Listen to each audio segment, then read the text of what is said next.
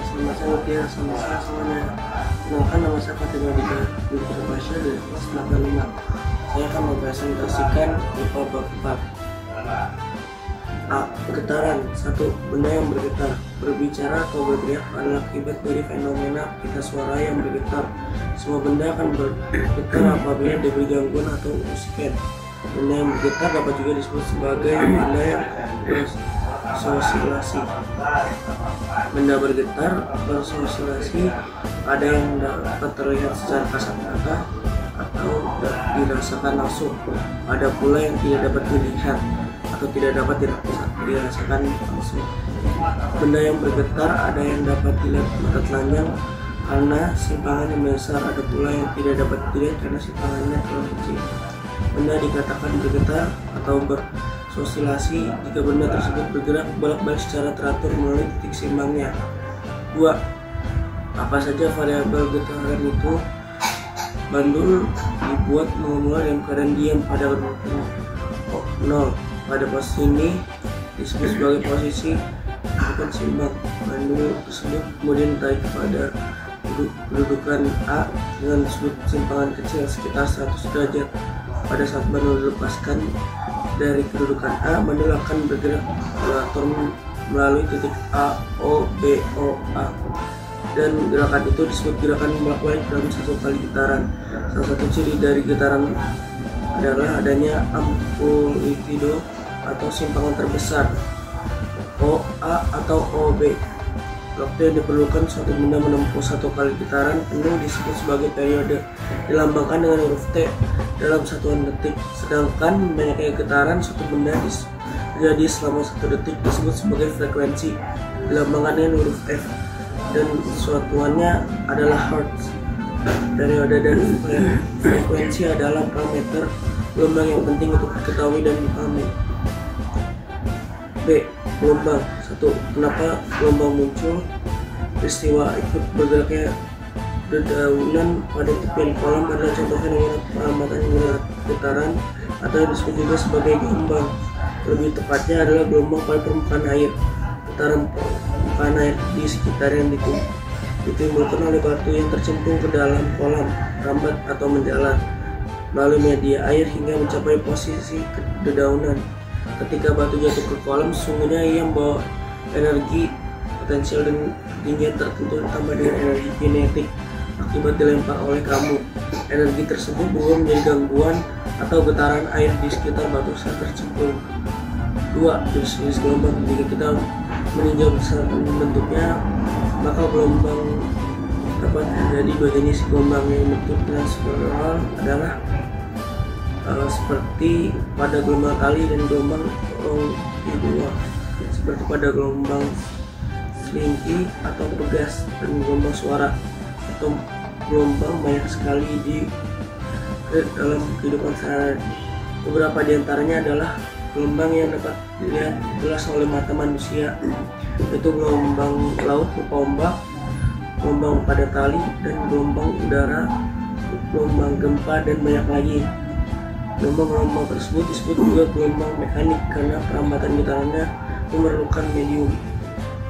Kemudian gelombang yang tak kasat mata seperti gelombang radio, gelombang microwave, gelombang televisi, dan banyak lainnya terkenal sebagai gelombang elektromagnetik atau GEM.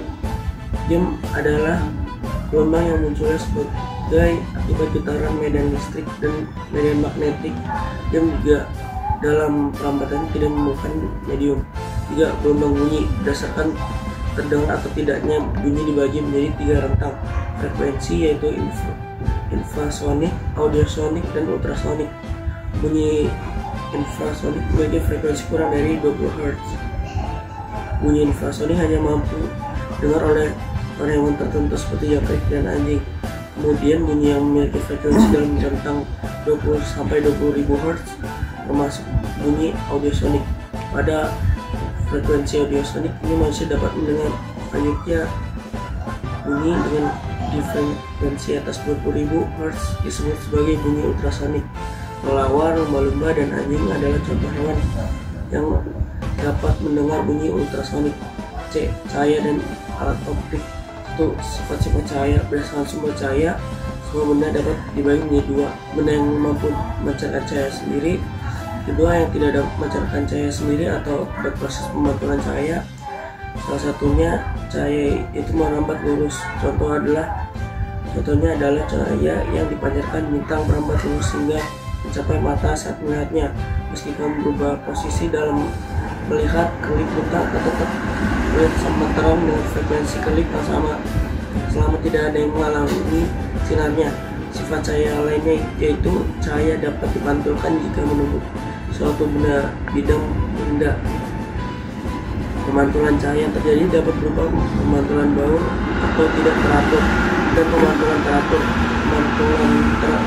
Pemantulan baur dapat terjadi jika cahaya yang dipantulkan oleh bidang tidak rata, tidak halus seperti kertas, aspal, dan tembok. Sedangkan pemantulan teratur terjadi jika cahaya dipantulkan oleh bidang yang rata dan licin seperti cermin datar yang kamu gunakan saat melihat bintang. Sifat cahaya berikutnya adalah cahaya dapat dibiaskan. Dibiaskan bermakna bahwa perlambatan cahaya dapat dibelokkan dari arah sumber awal. Sifat pembiasan dapat terjadi ketika cahaya melalui dua medium yang memiliki kerapatan optik atau biasanya juga yang dikenal sebagai indeks bias. 2. Indera penglihatan. Secara prinsip kita dapat melihat yang berwarna-warni karena ada cahaya tampak yang diterima oleh mata kita. Cahaya tampak tersebut mengenai benda dan terpantul hingga menuju mata. Warna-warna yang diterima oleh mata itulah yang memberikan kesan warna hijau, biru, seterusnya. Jika tidak ada sumber cahaya atau gelap yang memantulkan ke mata kita, maka kita tidak akan dapat melihat apapun. Mata kita dibalut oleh 3 lapis jaringan yang memiliki fungsi dan ketebalan yang berbeda. Lapisan luar adalah lapisan sklera. Lapisan sklera membentuk kornea, kemudian lapisan tengah disebut dengan lapisan koroid.